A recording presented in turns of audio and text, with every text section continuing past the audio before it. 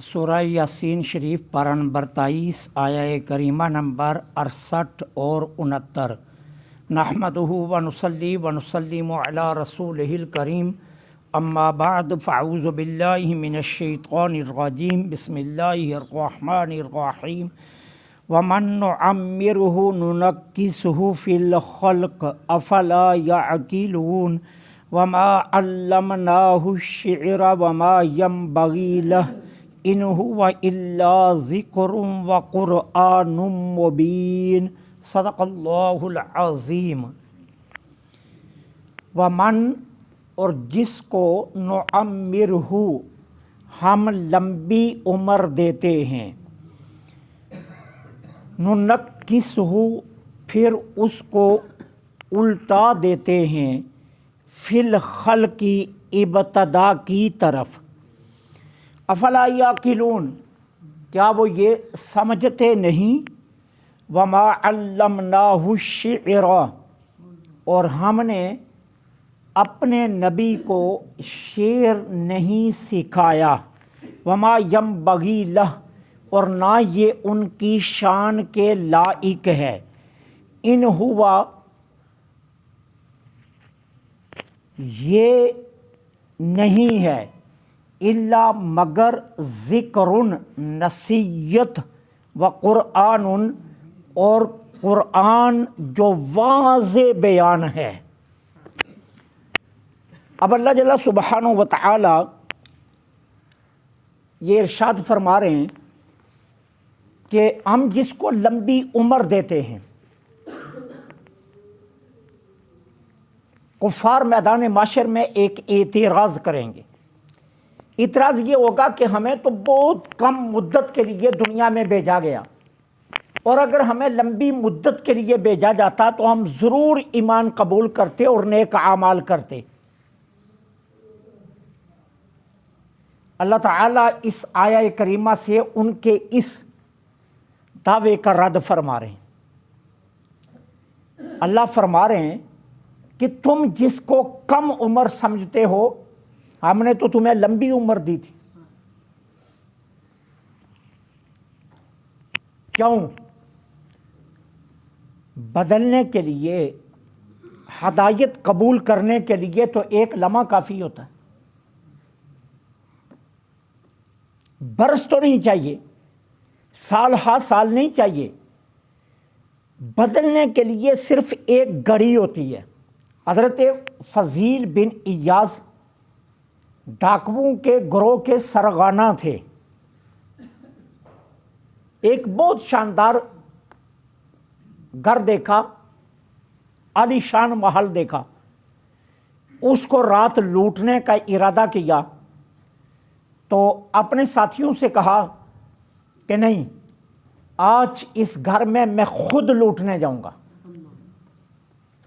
تم نہیں جاؤ گے۔ پہلے تو یہ ہوتا تھا نا کہ کارندے جاتے تھے، لوٹ کر لاتے اور سردار کو پیش کر دیتے، سردار اپنی مرضی کا رکھ لیتا، باقی تقسیم کر دیتا۔ لیکن آج کہا نہیں، میں خود جاؤں گا۔ اس کوٹھی کی دیوار پھلانگی، اندر گئے تو صاحب خانہ گھر قرآن کی تلاوت کر رہے تھے، اور انہوں نے یہ آیا پڑھی، الم یعن للذین آمنوا ان تخشع قلوبہم لذکر اللہ۔ کیا وہ وقت ابھی آیا نہیں ہے کہ لوگوں کے دل اللہ کے ذکر سے تھر تھر کانپنا شروع ہو جائیں؟ بس یہ ایک آیت کا حصہ تھا جو چوٹ بن کر فضیل بن ایاز پر لگا۔ گھر سے باہر نکل آئے اور وہیں کھڑے کھڑے توبہ کی، اور پھر وقت کے اتنے بڑے ولی بنے، حضرت با یزید بستامی کی صف کے ولی گنے گئے۔ ایک لمحہ ہوتا ہے تبدیلی کا، وہ چاہے اچھی تبدیلی ہو یا بری ہو، بس وہ ایک لمحہ ہوتا ہے۔ بری محفل میں انسان ایک مرتبہ چلا جائے نا، شراب کا ایک گھونٹ اسے پھر فٹ پاتھ تک لے جاتا ہے، اور اچھائی کی ایک محفل جو اپنے آپ کو بدلنے کے لیے آ جائے، پھر وہ بدل جاتا ہے۔ ٹھیک ہے نا. اور مجھے اچھی طرح یاد ہے کہ ایک بزرگ، ان کا طریقہ یہ تھا کہ وہ لوگوں کو بیعت کرنے کے لیے انہوں نے بدھ کا دن مقرر کیا ہوا تھا. اچھا، لوگ دور دراز سے بدھ کے دن آتے تو انہوں نے اپنے آستانے کے نیچے تہہ خانہ بنایا ہوا تھا. وہ تہہ خانے میں بیعت ہونے والوں کو لے جاتے، پھر ظہر کی نماز سے عصر تک وہ درس دیتے. عصر کی نماز باجماعت ہوتی، پھر مغرب تک درس دیتے، پھر مغرب کے بعد کھانا دیتے، اور اس کے بعد پھر درس دیتے، اور پھر ہدایات کے بعد پوچھتے اب کس نے بیعت ہونا ہے. یہ شرائط ہیں، یہ ہمارے دستور ہیں. پھر جو بچے کھچے لوگ ہوتے وہی نکلتے. تو اس طرح وہ ایک دفعہ محفل سجائے ہوئے تھے، تو ایک صاحب جن کا عقیدہ کچھ غلط تھا اولیاء کے بارے میں، اور وہ بڑے گندے نظریات اپنے دل میں جما کر آئے تھے کہ آج میں اس شیخ پر اتنے سوالوں کی بچھار کروں گا کہ اسے خاموش کر کے رکھ دوں گا. تو جب انہوں نے اپنا درس مکمل کیا اور بیعت شروع ہونے لگی تو فرمایا ارے کسی کو کوئی اعتراض ہے تو وہ کر سکتا ہے. سبھی خاموش، کوئی نہ بولے. اب وہ صاحب سب سے آخر میں بیٹھے ہوئے تھے اور وہ بھی 2-3 گھنٹے سے درس سن رہے تھے. پھر کہا ارے کسی کو کوئی اعتراض تو وہ پوچھ سکتا ہے ابھی، تو کوئی نہ بولا. تو حضرت چونکہ کھڑے تھے تو کھڑے کھڑے اس کی طرف اشارے کر کے کہا میرا خیال ہے آپ کچھ پوچھنا چاہتے ہیں. اب وہ پانی پانی ہو گیا، وہ پانی پانی ہو گیا. اب اس کے دل میں جتنے خیالات تھے نا، حضرت نے اس پر 1 گھنٹہ پورا خطاب کیا. اور جب باہر وہ نکلا نا تو وہ کہتا ہے یار اس نے تو میرا باطن دھو کر رکھ دیا. ایک لمحہ ہوتا ہے تبدیلی کا، برس نہیں چاہیے، صدیاں نہیں چاہیے، وہ ایک لمحہ ہوتا ہے جو آپ کی زندگی میں انقلاب لے آتا ہے. تو کافروں کے اس اعتراض کو رد کیا جا رہا ہے کہ جو اعتراض تم کر رہے ہو یہ درست نہیں ہے، اور پھر تم نے دیکھا نہیں ہے ہم جس کو لمبی عمر دیتے ہیں پھر اس کو دوبارہ بچپن کی طرف لٹا دیتے ہیں.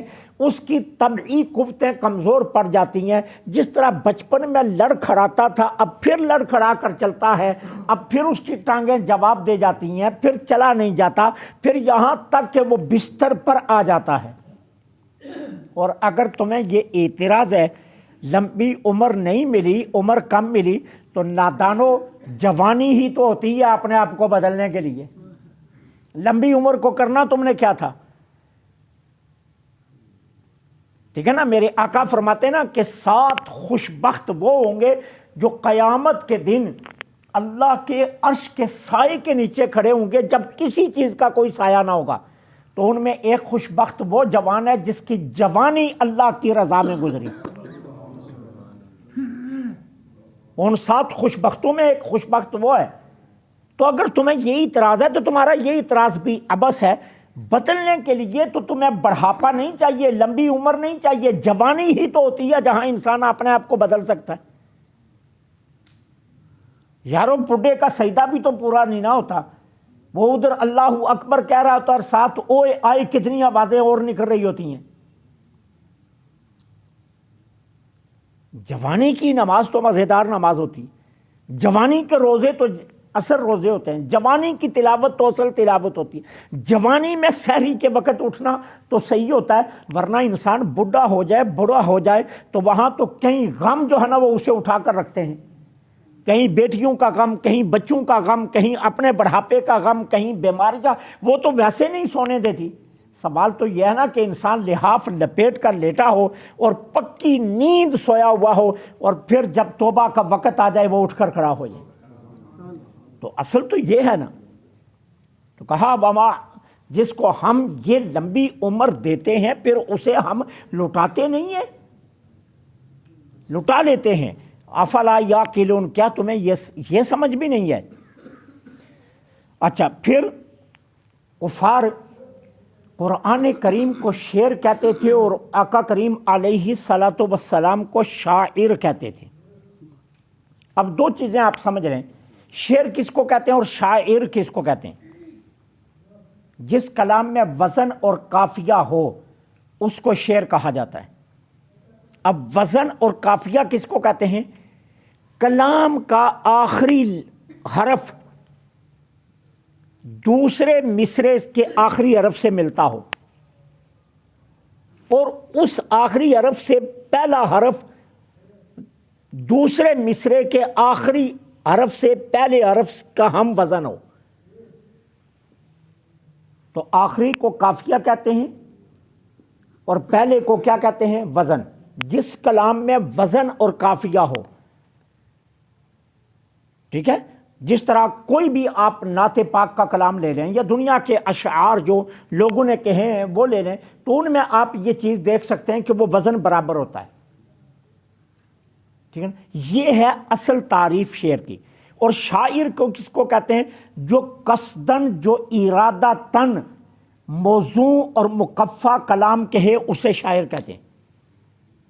جس کی زبان سے ویسے نکل جائے اس کو شاعر نہیں کہتے، جو دو چار شعر کہہ بھی دینا اسے شاعر نہیں کہتے۔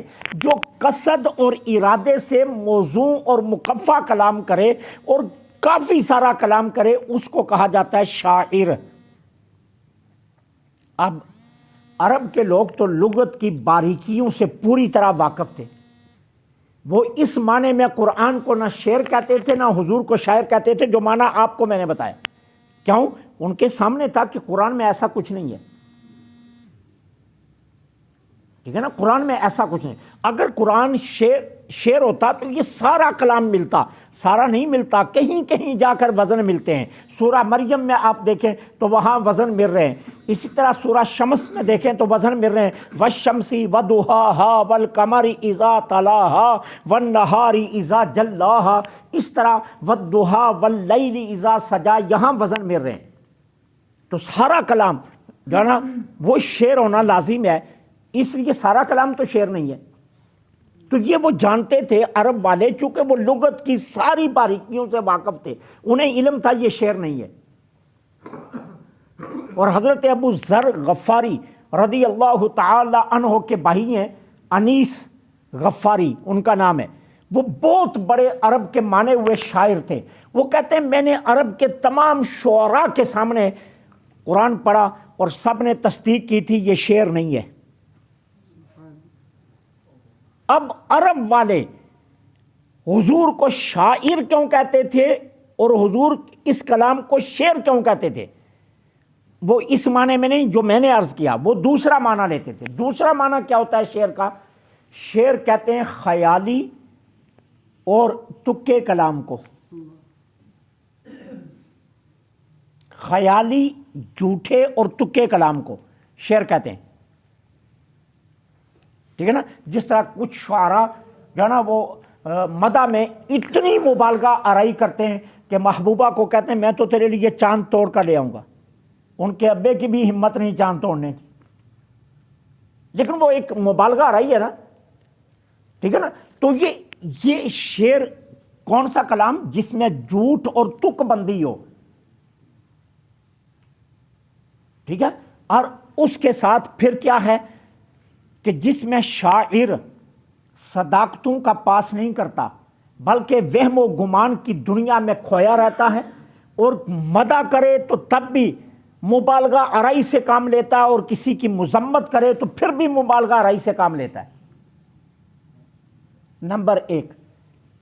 اور شاعر کس کو کہا جائے گا؟ ایسے ہی کلام کہنے والے کو، عرب والے یہ لیتے تھے۔ اب حضور کو اور قرآن کو کیوں کہا؟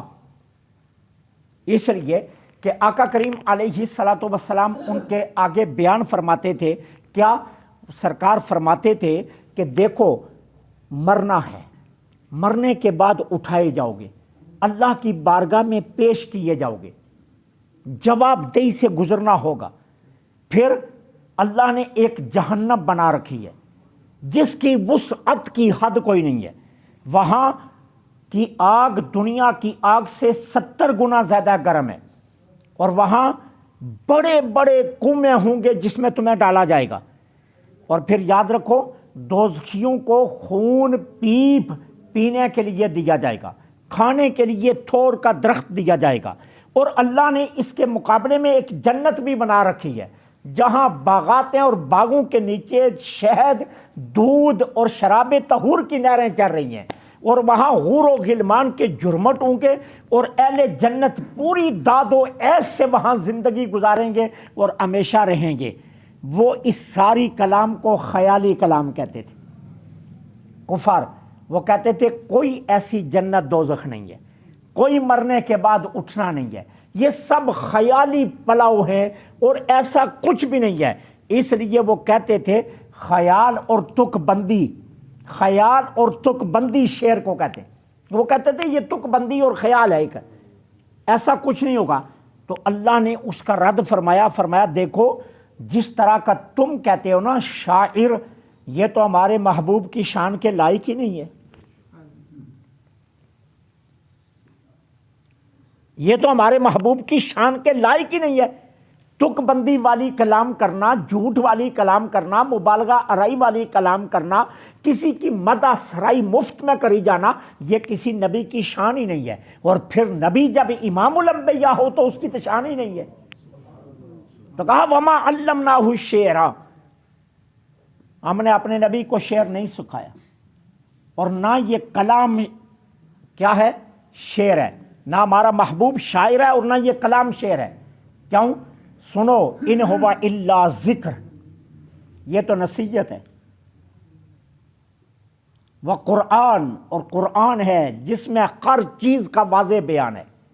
یہ یاد رکھو اس کے اندر جو احکام ہیں وہ سارے حق ہیں، ایک بال برابر بھی حقیقت سے تجاوز نہیں کیا گیا ہے، ہر چیز حقیقت پر مبنی ہے اور صداقت کسی جگہ پر نہیں چھوڑی گئی ہے۔ احکام الہی ہوں یا حقائق عالم ہوں یا اس دنیا کے ختم ہونے کے بعد کی زندگی ہو، جو کچھ بیان کیا گیا وہ سب کا سب واضح بھی ہے، کھلا بھی ہے، نصیحت بھی ہے اور حق پر مبنی ہے، یہاں کوئی مبالغہ آرائی نہیں ہے۔ تو اس لیے یہ ہمارے محبوب کی شان ہی نہیں ہے، اس لیے نہ ہم نے اپنے محبوب کو شعر سکھایا اور نہ ہمارے محبوب شاعر ہیں۔ جہاں تک تعلق ہے سچی شاعری کا، وہ بھی نبی نہیں کرتا، لیکن سرکار نے سچی شاعری کو پسند ضرور فرمایا، پسند ضرور فرمایا سرکار نے سچی شاعری کو۔ جس طرح حضرت حسان بن ثابت کے لیے حضور نے مسجد نبوی میں ممبر لگوایا اور فرمایا ممبر پر بیٹھ کر میری طرف سے اپنے کلام کے ذریعے کافروں کو جواب دو۔ اور سرکار فرماتے ہیں کیا، جب حسان بن ثابت میری طرف سے کافروں کو جواب دیتا ہے، اس کے کاندھے کے پیچھے جبریل امین کھڑے ہو کر اس کی مدد کر رہے ہوتے ہیں، اس کی مدد کر رہے ہوتے ہیں جبریل امین۔ جس طرح حضرت جو نا وہ شیخ سعدی رحمۃ اللہ علیہ، اپنے حضرت سعدی نہیں